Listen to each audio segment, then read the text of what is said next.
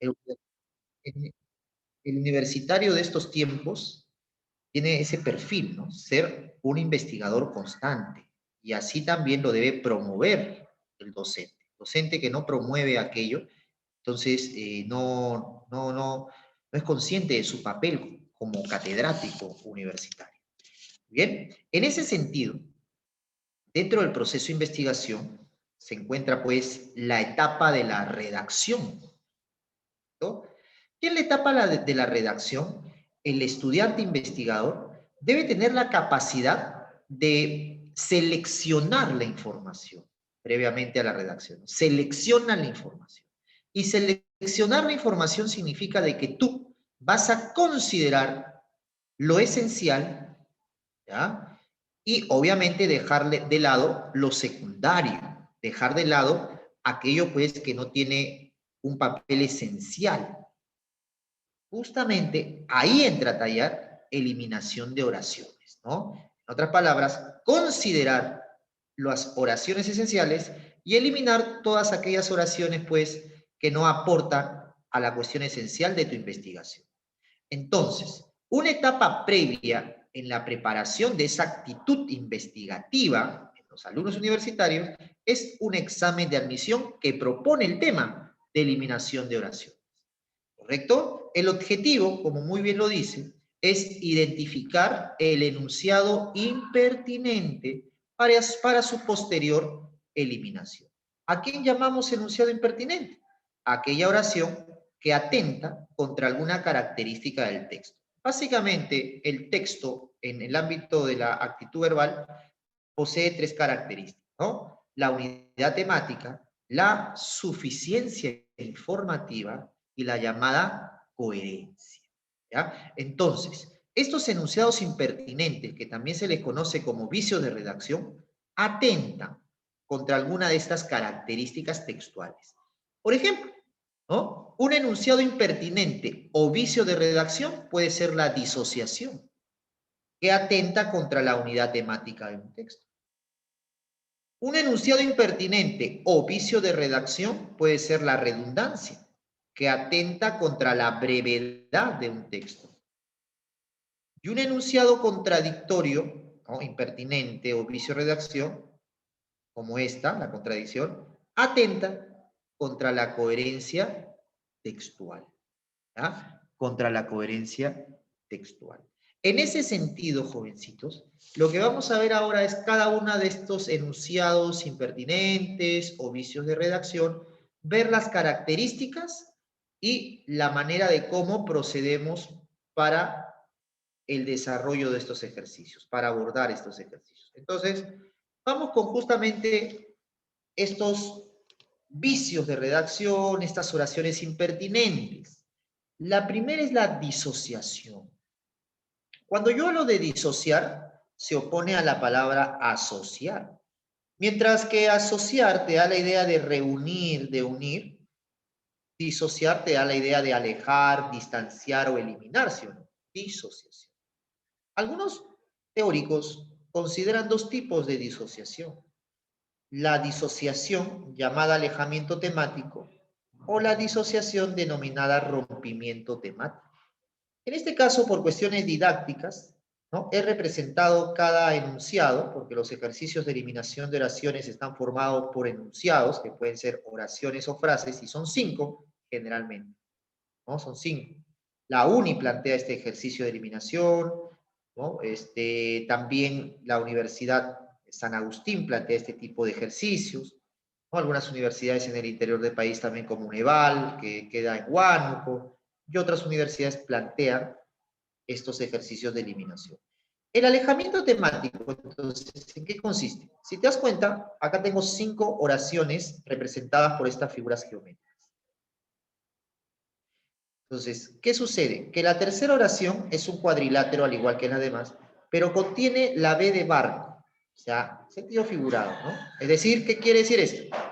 Que si bien es cierto, las 5 oraciones te hablan de un tema en común, figuras geométricas de 4 lados, una de ellas, la tercera, me habla de un aspecto distinto a las demás.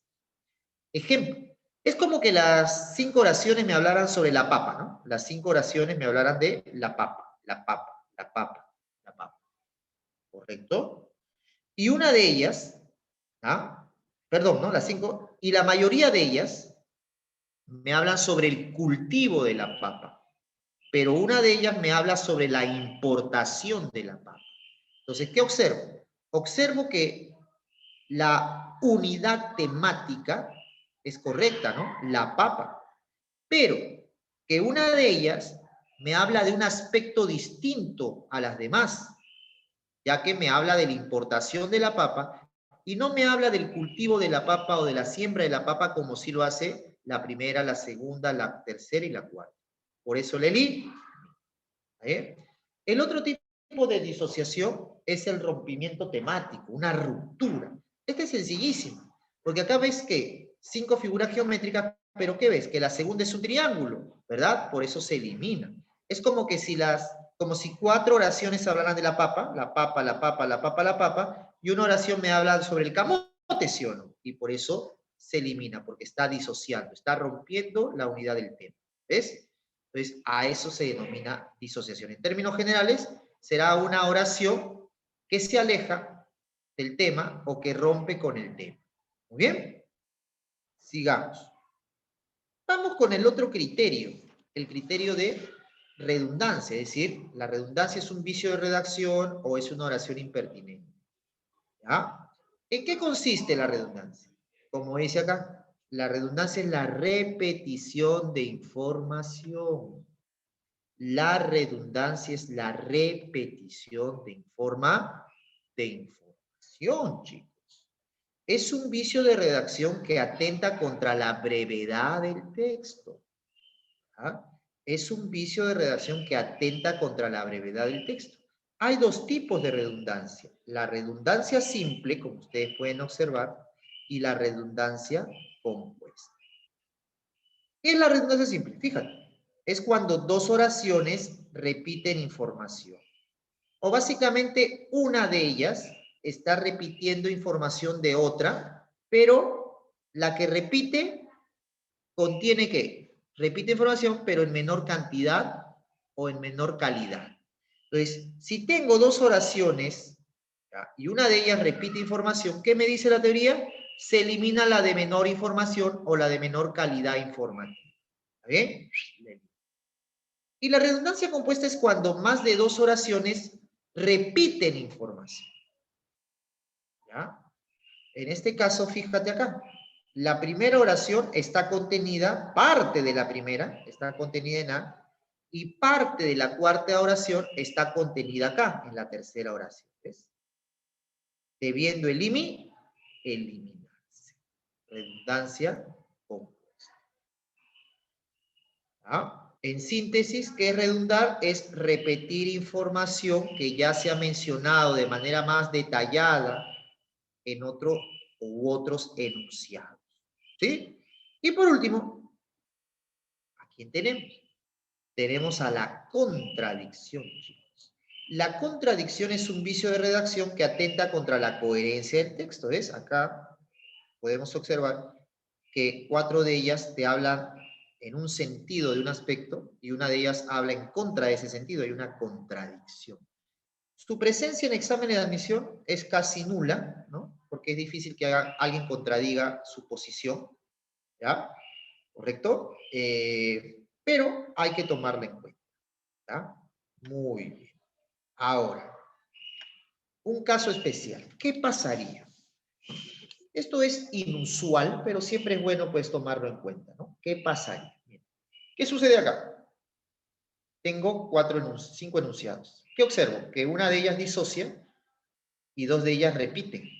¿Qué pasaría, profesor, entonces, si en un ejercicio de eliminación de oraciones hay una oración que disocia y hay 2 oraciones en la cual una de ellas repite? La teoría me dice que debo eliminar la oración que disocia, ¿no? Porque al final, como tú disocia, está disociando. En cambio, estas 2 no se están saliendo de la unidad temática, ¿ves? No se están saliendo de la unidad temática. Claro que hay una especie de repetición, pero están hablando de la misma idea. En cambio, acá no. Está rompiendo, ¿no? Está rompiendo con la unidad temática. ¿Sí? Vamos entonces a ver. ¿Cómo debo yo dar solución? Lo primero es identificar el tema. El tema, chicos. El tema. ¿Ya? Profe, ¿hay una pregunta para identificar el tema? Sí. Siempre cuando terminas de leer, hay que preguntarnos de qué o de quién se habla. ¿De qué o de quién se habla?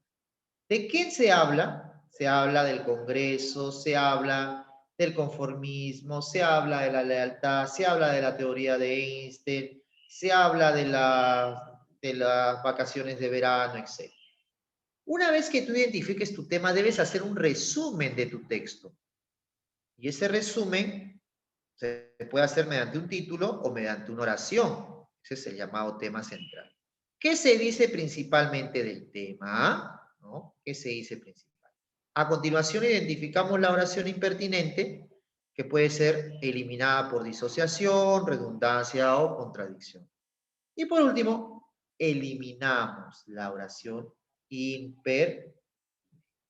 Bien, jóvenes, espero que con esta teoría bastante sucinta pero concreta podamos resolver con efectividad los siguientes ejercicios que a continuación voy a presentar. Si no hubiese alguna pregunta, entonces estaríamos pasando a nuestra práctica. Vamos entonces a mostrar. Muy bien. Ahora sí, ¿no? Vamos a trabajar, como ya estamos acostumbrándonos. A ver acá.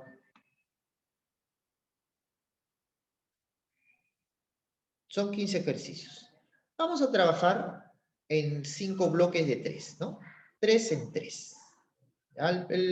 No, profe, yo lo hago en 30 segundos, sí, pero aplica el método, ¿no? Identifica tu tema, tu idea central y elimina. Entonces, creo que entre 3 a 4 minutitos, bien analizaditos, estos 3 primeros ejercicios, chicos. ¿Ya? Vamos a trabajar entonces de 1 a 3.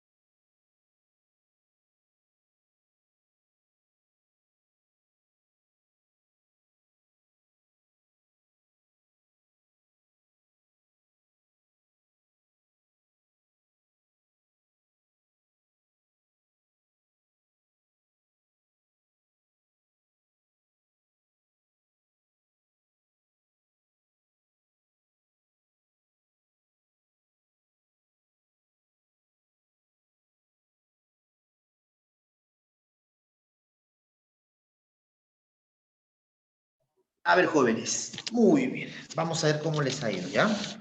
A veces uno profe tal, pero vamos el proceso, ¿no? Lo que queremos acá es crear jóvenes pensantes, con criterio, no solamente autómatas, ¿no? Que te dicen la clase, no, sino el por qué. Ya, vamos a ver, vamos a ver. A ver, ¿quién me resuelve el ejercicio número 1? ¿Ya? ¿Qué me dice el por qué elimina? ¿Cuál ha sido su resumen, su síntesis? A veces, profe, la E dicen algunos, ¿ya? A ver, Tatiana me dice, profe, la E, ¿no? Ya, a ver, ¿no? ¿De qué trata el texto? ¿No? Porque ahora ya el perfil del joven universitario ya es un joven también con actitud crítica que te pueda sustentar, argumentar sus respuestas, ¿no? A ver, en primer lugar, ¿de qué se habla? ¿No? Profe, se habla del Congreso, ¿está bien? Se habla del Congreso. Muy bien, correcto. Ahora, ¿qué se dice principalmente del Congreso? ¿Qué es lo que el autor te quiere dar a conocer del Congreso? ¿No? Entonces uno dice, profe, el autor lo que me quiere dar a conocer sobre el Congreso básicamente es la naturaleza del Congreso, que un Congreso está respaldado por la Constitución, ¿no? La existencia del Congreso está respaldada por las normas constitucionales, que la presencia de un Congreso es sinónimo de un país demócrata, ¿sí o no? Que la función del Congreso, pues, es promulgar leyes. Muy bien, ¿no? Y que se vincula a los congresos con regímenes republicanos, democráticos, etc. Y muy bien, como dices, correcto. ¿Qué pasa con la oración número 5? Lo que pasa es que en la oración número 5 ya hay una disociación, pues, ¿no? ¿Por qué? Porque si bien es cierto, se habla del régimen parlamentario que alude al Congreso, acá básicamente se habla ya del poder ejecutivo, ¿no? Porque el Congreso es símbolo del poder legislativo. Mientras que en la oración número 5 se centra más en el poder ejecutivo y la dependencia que tiene con respecto al Congreso. O sea, se le quiere dar más énfasis acá en la quinta oración a poder ejecutivo que al legislativo, que es el Congreso. Disociación. Correcto.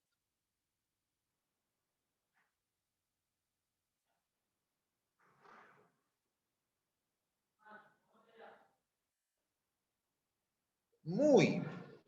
Sigo. El conformismo. ¿De qué se habla? Se habla, profe, del conformismo. ¿Qué se dice del conformismo? Profe, acá el autor lo que me quiere decir principalmente del conformismo es básicamente decirme qué es el conformismo y qué provoca el conformismo. Muy bien. A ver, ¿qué me dices? ¿Cuál eliminaste? White, ¿no? ¿Por qué? ¿Qué me dices?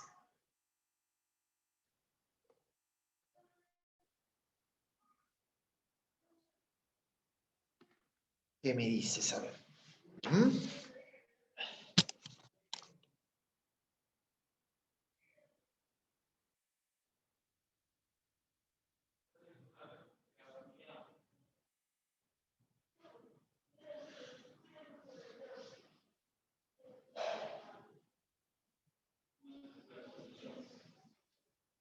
¿Ah, ¿alguien ahí? Profe, está un poco abstrusa. Ya, muy bien, no hay problema. Vamos a hacer que lo abstruso se torne legible. Ya, mira. Se habla de conformismo. Dice, ¿qué es el conformismo? ¿No? La primera oración respondería a la pregunta, ¿qué es el conformismo? Es un poderoso factor de uniformidad social. Uniformidad. Acuérdate de uniforme, igual, igualdad. Pero acá no de igualdad en el sentido del valor de la justicia, de la igualdad, ¿no? Sino de igualdad en el sentido de homogeneidad, de que todos, o la gran mayoría, tengan una manera de pensar, o una misma actitud, o una misma costumbre, ¿no? En ese sentido. Entonces, la oración número 2 te explica qué quiere decir esto. Se traduce en una nivelación, nivelar, homogenizar, uniformar. ¿Ves? De las ideas, los valores y conductas de la gente. O sea, el conformismo es que las personas tengan las mismas ideas, las mismas conductas, los mismos valores, las mismas costumbres. ¿Entendido? El conformismo estandariza, ¿ya? ¿Qué decir estandariza? Uniformiza, uniformiza, nivela, homogeniza el comportamiento, pero también te da ¿qué? Algo más, e impide la originalidad. Entonces, ese es el efecto del conformismo. Entonces, hasta acá, yo te pregunto, estas cuatro oraciones están unidas indesligablemente, porque el autor acá te quiere hablar sobre qué es el conformismo y qué produce el conformismo. O sea, el conformismo, en otras palabras, sería ¿qué? Homogenizar, que las personas tengan las mismas conductas, costumbres y valores, pero ¿eso qué impide? Impide la originalidad, impide la creatividad, ¿no? O sea, básicamente, conformismo es sinónimo de mediocridad, ¿o no, muchachos? 4. El ejercicio de poder y el ordenamiento social no se entendería sin el conformismo. Pero mira, fíjate en la oración número 5, que se está hablando de otros conceptos. ¿Y qué te quiere decir? Que estos dos conceptos, el poder y el orden social, solo serán entendidos si se entiende el conformismo. ¿Ves? Pues acá hay como que... Claro, me sigue hablando del conformismo, pero ya de otro aspecto, ¿sí o no, chicos?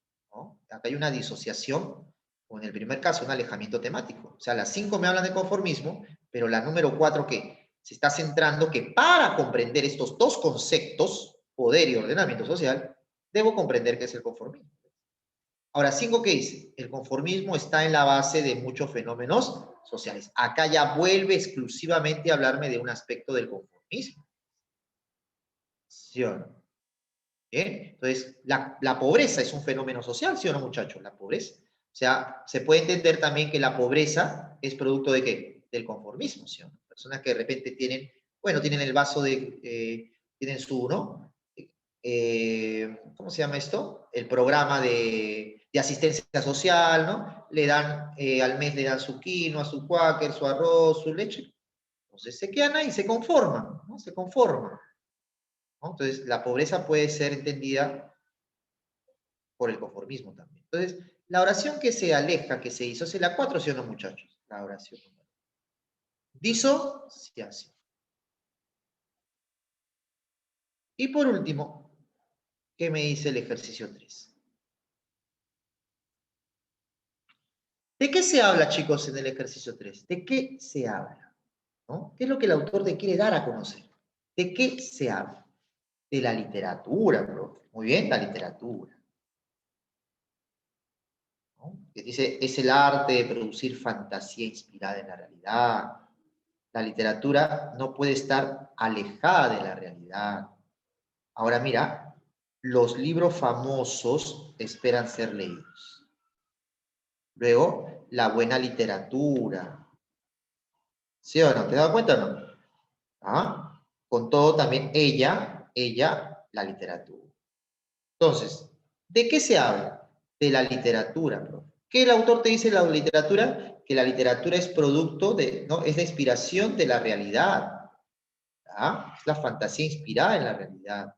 Y que obviamente la literatura tiene un papel importante en el desarrollo de la humanidad. Pero la oración 3 ya te habla de un tema distinto. Hay una ruptura del tema, ¿no, chicos? Porque te está hablando de los libros famosos y la necesidad de ser leídos.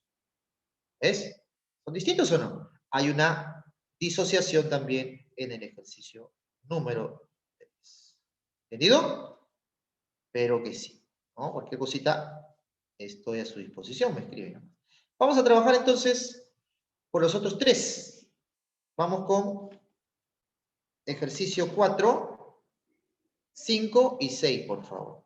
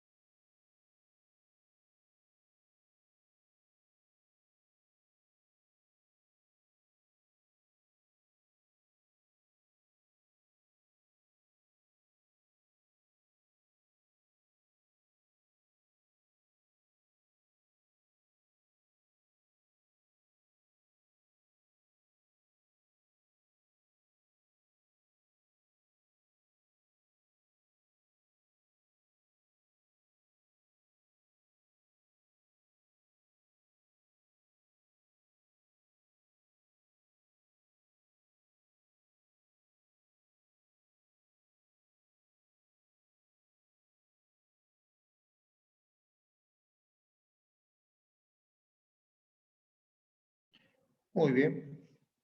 Vamos entonces a proceder al análisis. Creo que estos ejercicios eh, están más factibles. Por ahí he visto algunas respuestas. Vamos a cotejar.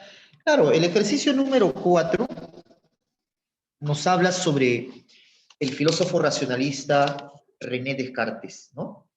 Básicamente, el autor nos habla brevísimamente sobre algunos alcances de este filósofo, ¿no?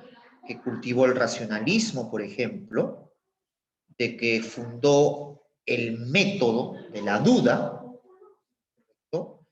De que su filosofía básicamente era una fusión entre el pensamiento religioso y literario, y algunas obras de René Descartes, ¿no? El más conocido, el discurso del método. Sin embargo, la oración número 4, si te das cuenta, ya me habla de un filósofo totalmente distinto, Blaise Pascal, ¿ya? Entonces, en ese sentido, hay una ruptura del tema, ¿sí o no, chicos? Se rompe el tema.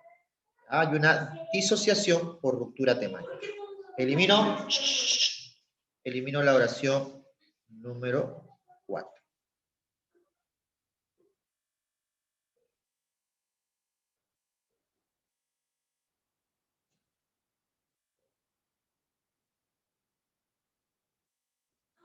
Vamos con el ejercicio número 5. ¿De qué se habla? Profe, ahí se habla de la motivación, ¿no? De la motivación. Profe, la motivación en el ámbito de la educación. ¿No? Motivación, motivación. ¿Te has dado cuenta? A lo largo de la lectura, en síntesis, el autor de lo que me quiere hablar, jovencitos, justamente es sobre la importancia que tiene la motivación en el ámbito educativo, ya que es una herramienta eficaz para un aprendizaje significativo. ¿Qué oración eliminan? A ver, ¿qué oración han eliminado? Ahí está, compañera, a ver, ¿no? La 3. A ver qué dice. Ajá, porque las oraciones se centran más en lo que es la motivación y en lo que esto contribuye. Exacto. Excelente. Muy bien, Tatiana, ¿no? Tatiana nos dice que es la 3, al igual que, a ver, Leonardo también me dice que la 3 es, no, la 3 sería la E de nano, ¿ya? La E de nano. ¿Por qué? Porque como dice muy bien su compañera, ¿no? La oración número 3, si bien es cierto, te habla de la motivación, pero de la motivación vinculado a la psicología, ¿no? ¿Correcto? Se habla de que para los psicólogos es un problema desarrollar la motivación, pero en las demás oraciones, como muy bien dice su compañera también, se centra en la motivación y de su papel esencial en la educación. Elimino la oración número 3 por el criterio de disociación. Excelente. ¿Y qué me dice del ejercicio número 6?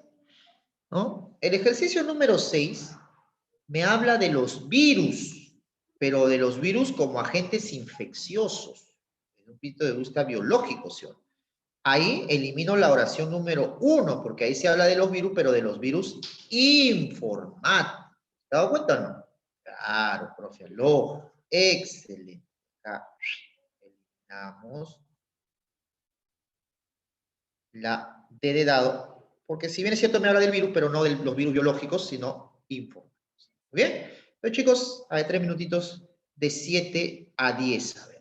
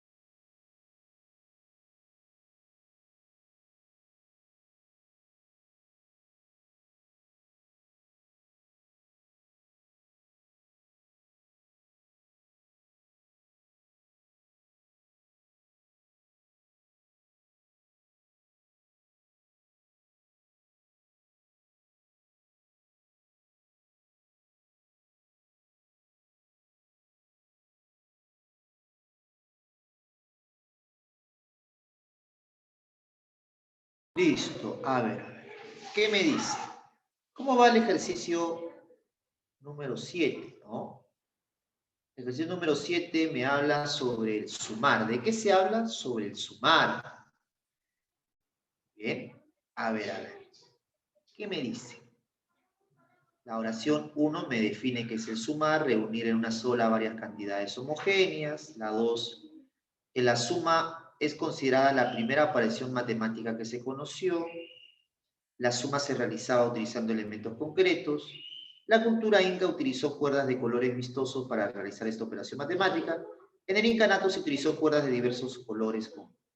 A ver, ¿qué me dicen, chicos?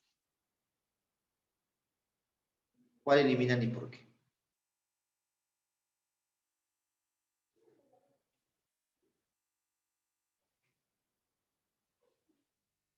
A ver, alguien está escribiendo de repente. Vamos a ver, no estoy en el chat.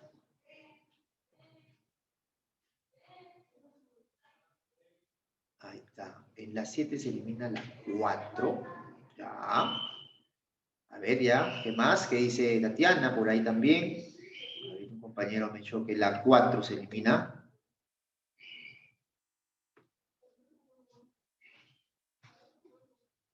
Porque nos dan menos información. Ah, ya. Por una cuestión, me dice usted, de redundancia, ¿no? Veamos, veamos. Corroboremos. A ver. En primer lugar, acá se habla de qué es el sumar. Mira, sumar, definición de suma. La segunda oración me dice de que de todas las operaciones, la suma es la primera que se conoció. La suma se realizaba utilizando elementos concretos. La oración 3, al decir que la suma se realizaba utilizando elementos concretos, a continuación, estas dos oraciones presentan un ejemplo, ¿no? En el incanato, en la cultura inca, utilizó cuerdas de colores, se utilizó cuerdas de diversos colores con nudos. Claro, ¿qué pasa acá? Que como dice su compañero, la oración 4 y 5 están repitiendo información, ¿sí o no? Repitiendo información. Pero debe eliminar si es la de menor información o la de menor calidad informativa. Entonces, ¿qué observo acá, no? En el incanato alude a la cultura inca. Se utilizó, ¿no? Utilizó. Cuerdas de colores vistosos, cuerdas de colores. Cuerdas de diversos colores. ¿No? Para realizar esta operación. Pero esto con nudos, ya pues, o sea, no es cualquier cuerda, son los quipus, ¿sí o no, chicos? ¿No? Los quipus, pues. Claro. Entonces, no es cualquier cuerda. Entonces, obviamente, profe, pero esta operación matemática no está en la 5, pero se sobreentiende, pues, porque la oración 5 es un ejemplo de la oración número 3, ¿no? De elementos concretos, ¿para qué? Para realizar la suma, ¿no? Entonces, como dice su compañero, la que tiene menor calidad informativa sería la oración número 4, por el criterio de redundancia. Ahí está. Excelente. Muy bien.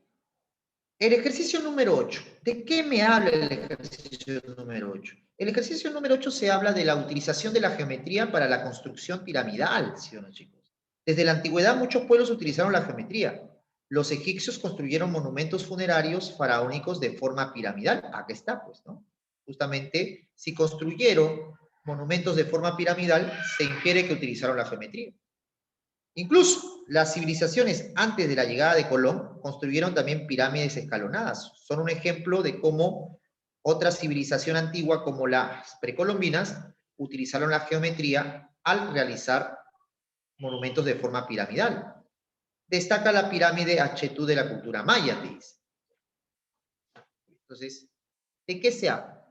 Porque acá se está hablando de que algunas civilizaciones utilizaron la geometría para la construcción piramidal de algunos monumentos. Muy bien. ¿Cuál eliminas?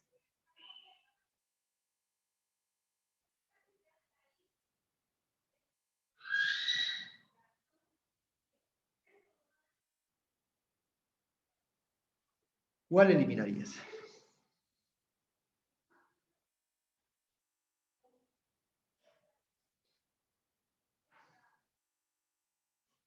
A ver, ¿qué me dice por acá? ¿Alguna idea? La 3, la 8, la respuesta es correcto. Muy bien. Claro, ¿por qué? Porque en la oración 3 te dice la tumba faraónica tenía una entrada, una galería y hasta pozos de ventilación, ¿no? Básicamente en la oración número 3 hay una descripción de las tumbas, ¿no? De las galerías, o sea, es una descripción, pero no se hace mención, como en las otras oraciones, de la construcción piramidal que estaría reflejando la utilización de la geometría en estos monumentos.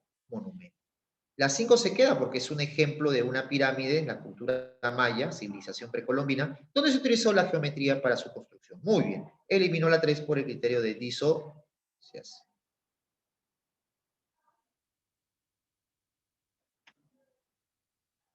Sí, está bien, la 3.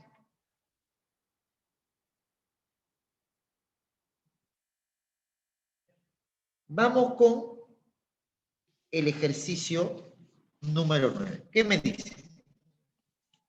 Acá se habla de cómo se forman los números, ¿sí o no, chicos? ¿De qué se habla? Profe, acá se habla de los números. Profe. Muy bien, de los números. Excelente. ¿Y qué se te dice sobre los números?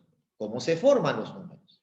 Los números se pueden formar, ¿no? Agregando unidades o quitando unidades, ¿o no, chicos? Muy bien. Pero me parece que hay una oración que no aporta a esa idea global que acabo de mencionar, ¿no? ¿Qué me dice? La oración 5, profe. Excelente. ¿Por qué, profe? Porque en la oración 5 ya no se habla de cómo se forman los números, que puede ser agregando o quitando unidades, sino que te dice que cada número se representa por sí. Acá te habla de la representación de los números, cómo se representa, ¿ah? No cómo se forma, no cómo se forma. Elimino la 5 por disociación.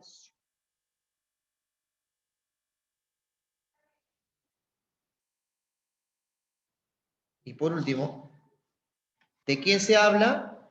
Profe, se habla de Max Planck, ¿ya? El autor te habla de los grandes aportes de Max Planck a la física, ¿o no? Claro, aportó a la física Max Planck. Pero hay una oración que ya te habla respecto. ¿Cuál es? ¿La 2? ¿La 2, la 2? ¿O la 4? La 4 dije, profesor. Claro, la 4. La 4 te habla de la energía, ¿ah? Que ya es un concepto propio de la física contemporánea. Lo que pasa es que Max Planck contribuyó mucho con la física moderna, ¿sí? ¿Ah? Excelente.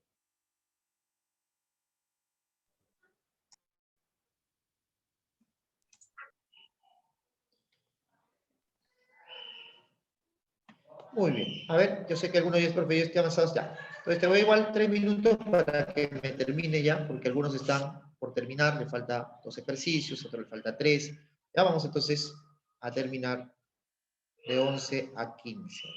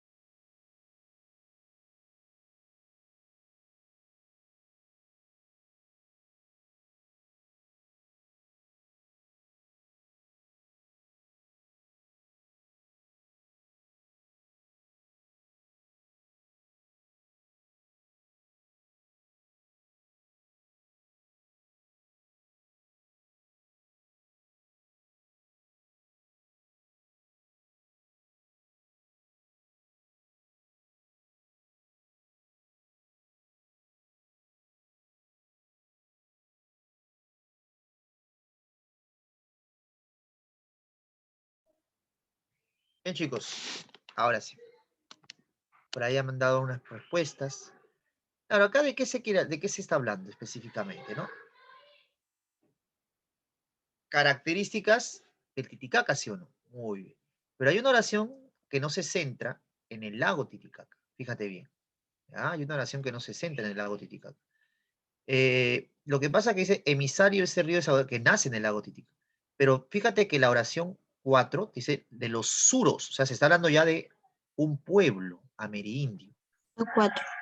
¿Sí o no? La 4 no, porque además se centran básicamente en la geografía del Titicaca. La oración 4. Disocia, disociación. Muy bien. El ejercicio 12. A ver. Acá se está hablando básicamente, ¿de qué se habla? De las magnitudes. El tema es las magnitudes. ¿Sí o no? El autor te dice que hay dos tipos de magnitudes, las magnitudes continuas y las magnitudes discontinuas. Luego el autor te especifica, ¿no? Se llaman magnitudes continuas, por ejemplo, a la longitud o al volumen, y a las magnitudes discontinuas, por ejemplo, alude pues a la pluralidad de cosas, ¿no? Como las pluralidades de mesa. Entonces, ¿qué oración eliminas? Voy a leerlo por acá. Ahí está, ¿no? En el ejercicio de creo que es la 3. Me dice por ahí la 3. Lo que pasa que la 3 en el ejercicio 12 son ejemplos de otras magnitudes continuas. O sea, las magnitudes continuas, por ejemplo, la longitud o el volumen. También la superficie y el tiempo dan la totalidad y son magnitudes continuas. ¿Ves? O sea, 2 y 3 son ejemplos de magnitudes continuas. Y número 5 te habla de las magnitudes discontinuas. Pero ¿qué pasa con la 4? Acá se habla de lo continuo. ¿Ya? Y acá de lo continuo se habla como sinónimo de que, ¿no? De lo que es algo continuo, reiterado, que es algo repetitivo, que tiene que ver con la perseverancia, ¿no? Continúa leyendo, ¿no? O sigue leyendo, sigue leyendo. O sea, acá se habla de lo continuo en el sentido de repetir algo, ¿ya? Y no se habla de continuo en el sentido de una magnitud. Por eso que elimino la oración número 4 por disociación.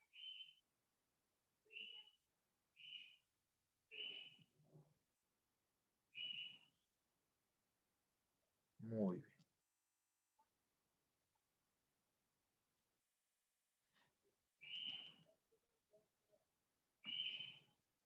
Vamos con el ejercicio 13. ¿Qué me dicen, chicos? ¿Con cuál iniciamos? Perdón, estamos en plan, que ya la próxima clase es plan de redacción. En este caso, ¿qué observa? ¿De qué se habla? De los caníbales. El autor nos informa sobre la idiosincrasia de los caníbales. O sea, los caníbales justifican el alimentarse de otros seres humanos por el hecho de que según ellos se están apropiando al alimentarse de ellos de las virtudes, cualidades de estos seres de quienes se alimentan, ¿sí o no? ¿Verdad? Pero hay una oración que ya no aporta esa información sobre el por qué los caníbales se alimentan de carne humana, ¿sí o no, chicos? ¿Qué me dice?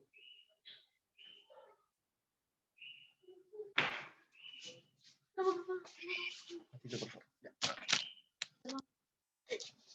Silencio. A ver, chicos, ¿qué dice? ¿Qué me dicen? A ver, ¿qué me escriben? ¿Qué me dicen? ¿Cuál puede ser?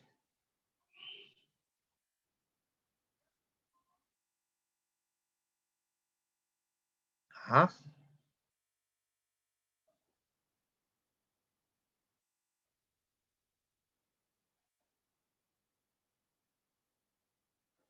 Nadie es, a ver, ¿qué está escribiendo? De repente no. Ahí están escribiendo, ¿no? No, que a veces no se ve el chat.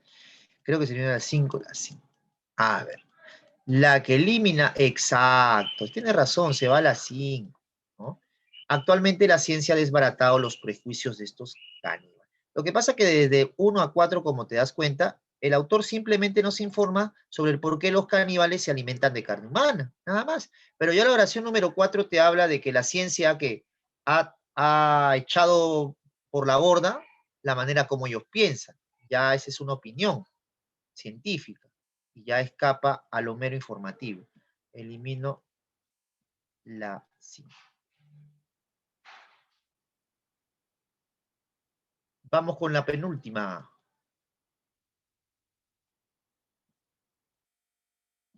A ver. ¿De qué se habla? Profe, ahí se habla sobre la escritura, ¿o no? Sobre la escritura. El autor te habla que la escritura, ¿ya? Permite al hombre llevar sus experiencias al papel. Que la escritura ha permitido que el hombre pueda conocer la historia de los pueblos antiguos. ¿Ya? Que la escritura refleja el esfuerzo de nuestros antepasados. Y que la escritura actualmente se ha masificado y eso es una muestra de la alfabetización y culturización, ¿sí? Pero, la oración número 3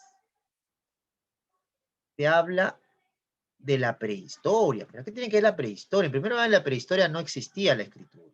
Uno, ¿ya? Y si se menciona historia, que es acá, se hace para hablar de la historia de los pueblos antiguos que se ha podido conocer gracias a la escritura, ¿sí? No se está hablando de un periodo del desarrollo de la vida. ¿Ya? ¿Está bien? Elimino la oración. Y por último, ¿qué me dice el ejercicio número 15? ¿De quién se habla? De Paul Valéry. Dice que es un poeta y ensayista francés de gran originalidad. Los poemas de Valéry asimilan creativamente el legado del simbolismo francés. El ensayo es un género cultivado, pero acuérdate que acá dice que es un ensayista de gran originalidad, ¿sí o no? Y la número 3 te dice que el ensayo es un género que cultivó Paul Valéry. Date cuenta que acá, ¿qué veo? ¿Redundancia o no? Esta partecita redunda con esta. Porque la número 4 se complementa con la 5, ¿no? La número 4 se complementa con la 5. Entonces, ¿qué observo? Que la oración 3 está contenida en 1, ¿sí o no? Pero no puedo eliminar 1 porque en 1 me dice otro dato, que es este. Entonces, elimino la 3 por redundancia.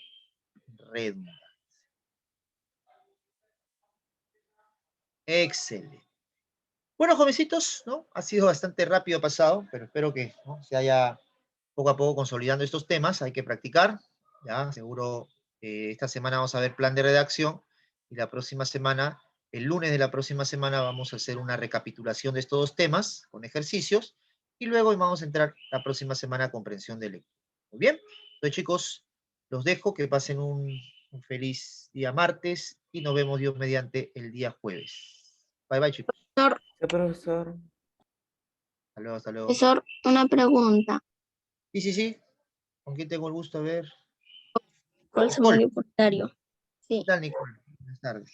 Buenos días. Profesor, buenos días. ¿Solo hay clases los martes y los jueves o también hay los sábados?